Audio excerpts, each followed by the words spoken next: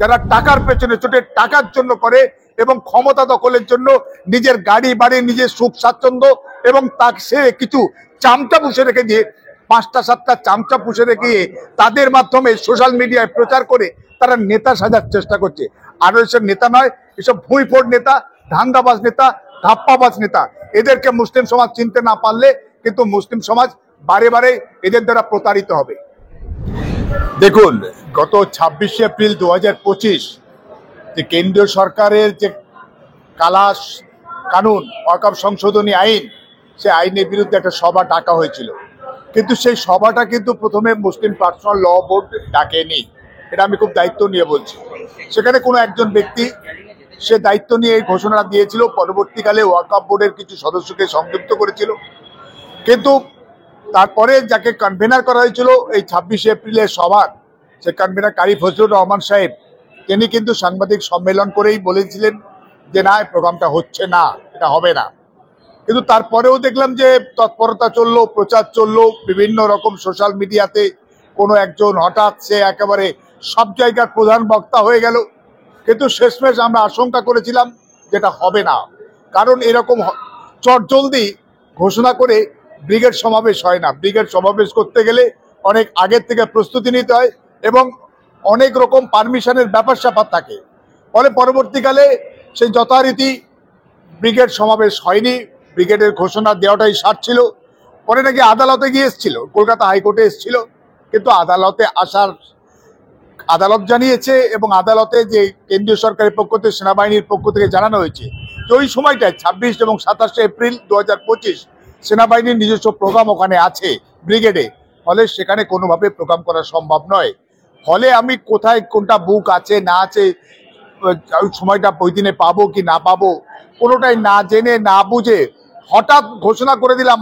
আর তারপর মুসলিম পার্সোনাল ল বোর্ডকে আমরা জড়িয়ে দিলাম।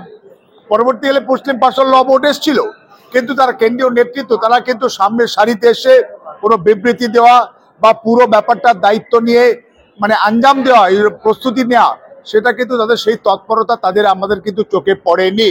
এবং সামগ্রিকভাবে যে মুসলিম সমাজে একটা আবেগ ছিল, মুসলিম সমাজের একটা উন্মাদনা ছিল যে ব্যাপারটা এই ভয়ঙ্কর কালা কানুনের বিরুদ্ধে যে আমরা সবাই মিলে প্রতিবাদ করতে চাই, তারা পথে নেমেছিল। কিন্তু সেই আবেগটাকে কাজে লাগাবার জন্য এই হঠাৎ করে ব্রিগেড ডাকা হলো এবং বলো গাড়ি বুক করুন, যেতে হবে ব্রিগেড, চলো সবকিছু। কিন্তু আপনার ব্রিগেড হলো না। এবং তারপরে আজকে 26শে এপ্রিল, আজকে 26শে মে আসতে চললো, মাস পেরিয়ে গেল, এখনো কিন্তু কোনো হেলদোল নেই। জানা যাচ্ছে যে গতকাল নাকি মুসলিম পার্সোনাল ল বোর্ডের সভা বসেছিল এবং পার্সোনাল ল বোর্ডের সঙ্গে দেখলাম অনেক মুসলিম নেতৃত্ব সেখানে হাজির হয়েছিল। কিন্তু সামগ্রিকভাবে আমরা চাই এই যে কালা ওয়াকফ সংশোধনী আইন, এটা অবিলম্বে প্রত্যাহার করা হোক। কিন্তু তাকে কেন্দ্র করে মুসলিম সমাজের কিছু ভুঁইফোড় লোকজন, হ্যাঁ, তারা আজকে নেতা হওয়ার জন্য তারা উঠে পড়ে লেগে একেবারে ব্রিগেড ঘোষণা দিয়ে একেবারে সব জায়গার প্রধান বক্তা এবং প্রথম বক্তা সেজে গেল। এবং তার সঙ্গে কিছু ভালো মানুষ, তারাই ভুল মানুষের সঙ্গে জড়িয়ে তারাও কিন্তু এই বদনামের ভাগী হয়ে গেল। সামগ্রিকভাবে মুসলিম সমাজের আবেগটাকে আজকে মিসইউজ করা হয়েছে এবং তাদেরকে মানসিকভাবে আঘাত দেওয়া হয়েছে।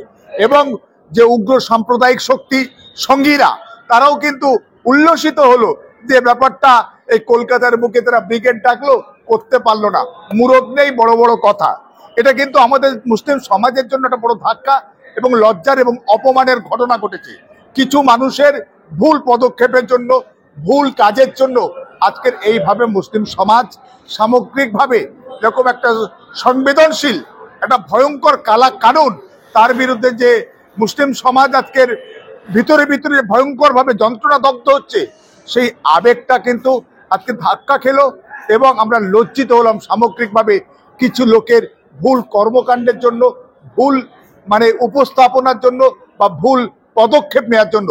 ভবিষ্যতে এই সমস্ত ভুল লোকদের থেকে আমাদের সাবধান এবং সতর্ক থাকা দরকার। মুখ্যমন্ত্রী তিনি বলেছিলেন যে আন্দোলন করতে হলে দিল্লিতে গিয়ে করুন, সেটা নেতৃবৃন্দরা বললেন, কিন্তু মুর্শিদাবাদে গিয়ে কঠোরভাবে বললেন যে গুলগুলি করবেন না, আর এই ওয়াকফ নিয়ে আমাকে জিজ্ঞাসা করবেন না, ওয়াকফ নিয়ে কেউ গুলগুলি করলে আমার থেকে খারাপ কেউ হবে না। এখন ব্যাপারটা হচ্ছে মুখ্যমন্ত্রী তিনি একটি রাজনৈতিক দলেরও তিনি প্রধান এবং সুপ্রিমো, তার একটা রাজনৈতিক অবস্থান আছে এবং আমরা জানি এবং মানি যে পশ্চিমবঙ্গে এই মুহূর্তে একটা সাম্প্রদায়িক শক্তি, বিভেদকামী শক্তি, আরএসএস এর রাজনৈতিক শাখা বিজেপি, তারা ক্ষমতা দখলের জন্য মরিয়া এবং তারা একটা মেরুকরণের রাজনীতি করছে।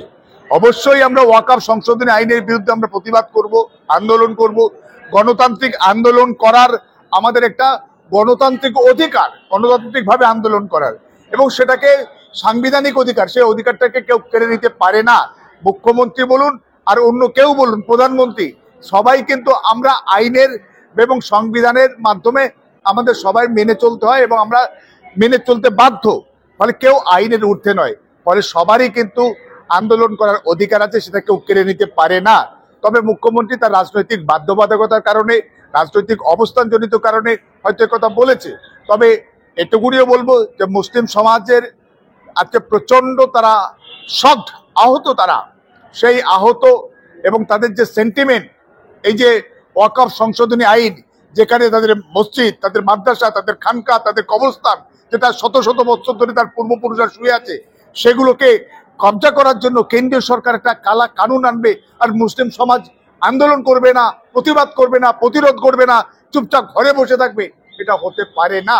এটাই কথা আসা দরকার ছিল, এটাই বলা দরকার যে ব্যাপারটা আপনারা আন্দোলন করুন গণতান্ত্রিকভাবে এবং শান্তিপূর্ণভাবে, সেখানে কোনো রকম কোনো মানে হঠকারিতা না হয়।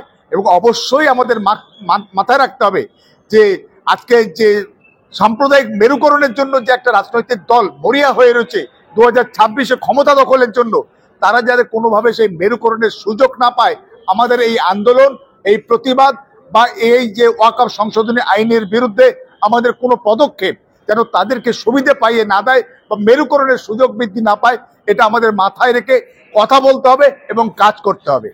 ভারতবর্ষে মুসলিম নেতার বড় অভাব। না, অবশ্যই এখন ব্যাপারটা হচ্ছে নেতা, ব্যাপারটা তো আর হঠাৎ করে গজিয়ে ওঠে না। নেতা কাজের মধ্য দিয়ে উঠে আসে, গণতান্ত্রিক ব্যবস্থাপনার মধ্যে দিয়ে উঠে আসে। আসলে মুসলিম সমাজ মেনে নিতেই হবে যে সামগ্রিকভাবে বাংলার মুসলিম সমাজ কি ভারতবর্ষের মুসলিম সমাজ নেতৃত্বহীনতায় ভুগছে, এটা একেবারে বাস্তব সত্য। কিন্তু সেই জায়গায় দাঁড়িয়ে কিছু ভুল মানুষ, কিছু ধান্দাবাদ মানুষ, যারা ব্যক্তিগত জীবনে চূড়ান্ত অসৎ, যারা বিভিন্ন মানে শিক্ষা প্রতিষ্ঠান, বিভিন্ন জায়গায় যারা ঢুকেছে এবং সেখানে গিয়ে ঘাবলা করে, সেখান থেকে চুরিচামারি করে বা কাউকে ল্যাং মেরে, কাউকে সাইড করে দিয়ে তারা বিভিন্ন রকম দখল করেছে, বা বিভিন্ন সময় তারা বিভিন্ন রাজনৈতিক দলের সঙ্গে সম্পর্ক রেখেছে, সেখান থেকে তারা টাকা পিটিয়েছে, টাকা কিনে ফ্ল্যাট কিনেছে, অনেক কিছু বিষয় সম্পত্তি করেছে।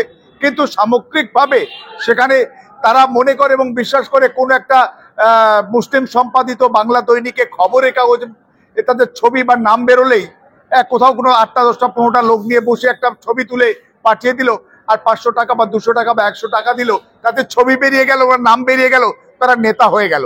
আসলে নেতা নয় এরা, এই সমস্ত নেতা এরা আমাদের মুসলিম সমাজের যে সেন্টিমেন্টকে সুড়সুড়ি দিয়ে আজকে মুসলিম সমাজকে আজকে মানে করে খাওয়ার জায়গা হিসেবে তারা ব্যবহার করছে।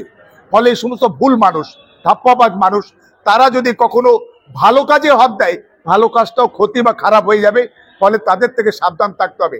এই ধান্দাবাজ মানুষ যারা, আমার খুব দায়িত্ব নিয়ে বলছি, 2004 সাল লোকসভা নির্বাচন, মরহুম হাসান শহীদুল্লাহ আশরাফি, আল্লাহ শহীদ হয়েছিলেন, তাকে আল্লাহ তাকে জান্নাতবাসী করুন।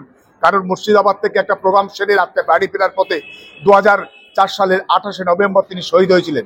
তাকে সেই হাসান শহীদুল্লাহ আশরাফি হাইকোর্টের অ্যাডভোকেট ছিলেন, তাকে বলেছিল একজন নেতাকে যে তোমার একটা পরিচিতি তৈরি হয়েছে, তুমি মাদ্রাসা ছাত্র আন্দোলন করো, তুমি একটা যে তৎকালীন যেটা ভূতপূর্ব সাংসদ ইব্রাহিম সুলেমান শেঠ সাহেবের একটি রাজনৈতিক দল ছিল, যে সে মুসলিম সেন্টিমেন্ট আছে, সেটা মুসলিম সেন্টিমেন্ট, ফলে এই দলে তুমি প্রার্থী হয়ে, বসিরহাট থেকে প্রার্থী হয়ে তুমি লড়াই করো। সেই হাসান শহীদুল্লাহ আশরাফির মতো এত ভালো তুখোড় যে মুসলিম সমাজের একজন অত্যন্ত দরদি মানুষ ছিলেন, এত বড় মাপের একজন অ্যাডভোকেট ছিলেন, তার মুখের সামনে সেই তৎকালীন মানে সেই চ্যাংড়া ছেলেটা বলেছিল কি জানেন, বলে আপনাদের কত টাকা আছে, আমাকে কত টাকা দেবেন যে আমি আপনাদের হয়ে ভোটে দাঁড়াবো। এইরকম কথা আজ থেকে 21 বছর আগে আমি নিজে সেখানে উপস্থিত ছিলাম। বলে সে সমস্ত ভুল মানুষ আমি সেদিন থেকেও জানি, তার আগের থেকেও জানি, এই ভুল মানুষ যারা টাকার পেছনে ছুটে টাকার জন্য করে, এবং ক্ষমতা দখলের জন্য নিজের গাড়ি বাড়ি নিজের সুখ স্বাচ্ছন্দ্য এবং তাকে সে কিছু চামচা পুষে রেখে দিয়ে 5টা 7টা চামচা পুষে রেখে তাদের মাধ্যমে সোশ্যাল মিডিয়ায় প্রচার করে তারা নেতা সাজার চেষ্টা করছে। আর এসব নেতা নয়, এসব ভুঁইফোড় নেতা, ধান্দাবাজ নেতা, ধাপ্পাবাজ নেতা। এদেরকে মুসলিম সমাজ চিনতে না পারলে কিন্তু মুসলিম সমাজ বারে বারে এদের দ্বারা প্রতারিত হবে।